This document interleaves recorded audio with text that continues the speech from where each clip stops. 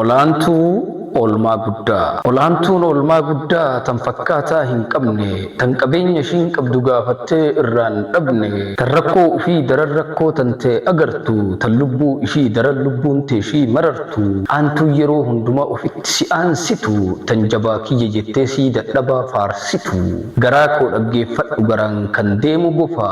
olaantuun oolmaa guddaa haadha si deesse qofa. Qaaliin qilee qaari'aa qaaritee namaaf buutu, tan nama jiraachisuuf hin jirre namaa fuutu, tan cimina kee malee laafina keen agarre, tan biyyi lafaa guutuun qixa keeshiin mararre, tan jibbitee sin ganne tan yoomuu sin daganne, tan abdii sirraan kunne tan hifattee sin tufne, garaa koo dhaggeeffadhu garaan kan deemu bofa, duutuu hin jiraasiif caaltu haadha si deesse qofa. Tan si guddisuudhaaf jecha dhagaa baattu, tan si hambifachuuf hambaa namaa nyaattu, tan ofii agabdee nama